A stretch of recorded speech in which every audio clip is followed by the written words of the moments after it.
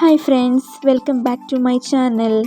അപ്പോൾ റഷ്യയിലെ Christmas new year celebrations ആണ് ഞാൻ ഇന്നത്തെ വീഡിയോയിൽ കാണിക്കുന്നത്. ഇത് കിത്തായ്ഗോറഡ് മെട്രോ സ്റ്റേഷൻ അടുത്തുള്ളൊരു പ്ലേസ് ആണ്.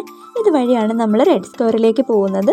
റെഡ് സ്ക്വയറിലേക്ക് പോകുന്ന വഴിക്കുള്ള കുറച്ച് ഡെക്കറേഷൻസ് ആണ് ഞാൻ കാണിക്കുന്നത്. പിന്നെ ഈ ഒരു ക്രിസ്മസ് ന്യൂ ഇയർ ടൈമൊക്കെ ആയതും കൊണ്ട് ഇവിടെ ഭയങ്കര ക്രൗഡാണ്.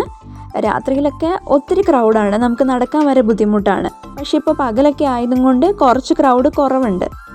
ഇവിടെ ജനുവരി 7-നാണ് ക്രിസ്മസ് സെലിബ്രേറ്റ് ചെയ്യുന്നത്. പിന്നെ ഇവിടുത്തെ ക്രിസ്മസ് ഡെക്കറേഷൻസ്, സെലിബ്രേഷൻസ് എല്ലാം വളരെ യൂണിക്ക് സ്റ്റൈലിലുള്ളതാണ്. ഇതും മെട്രോയുടെ എക്സിറ്റിനോട് ചേർന്നിട്ടുള്ള ഒരു സ്ട്രീറ്റാണ്.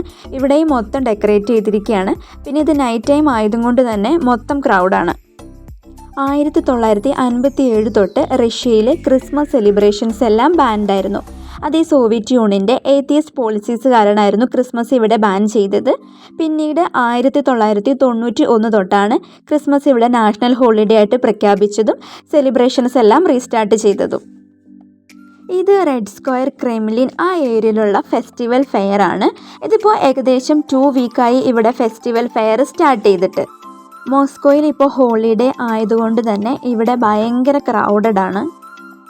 ഇവിടെ ഇപ്പോൾ food stalls, games, rides, coffee shop അങ്ങനെ എല്ലാം അവൈലബിൾ ആണ്. പിന്നെ ഈ റൈഡ് എന്ന് പറയുമ്പോൾ കുട്ടികൾക്കുള്ള റൈഡ്സും ഉണ്ട്, അതേപോലെ തന്നെ മുതിർന്നവർക്കുള്ള റൈഡ്സും ഉണ്ട്. ഇതിൻ്റെ എൻട്രൻസിൽ പോലീസ് ചെക്കിംഗ് ഉണ്ട് കേട്ടോ. നമ്മുടെ ബാഗൊക്കെ ഓപ്പൺ ചെയ്ത് കാണിക്കണം. പിന്നെ നമ്മളെ ചെക്ക് ചെയ്തതിന് ശേഷം മാത്രമാണ് ഇങ്ങോട്ടേക്ക് കടത്തി വിടുള്ളൂ. പിന്നെ ഈ റൈഡ്സ് ഒന്നും ഫ്രീ അല്ല, എല്ലാത്തിനും ഫീസ് ഉണ്ട് കേട്ടോ.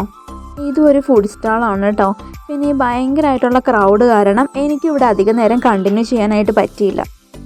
നോവിം ഗോദം എന്നാണ് റഷ്യൻ ലാംഗ്വേജിൽ ന്യൂ ഇയറിന് പറയുന്നത്. Okay guys, thanks for watching.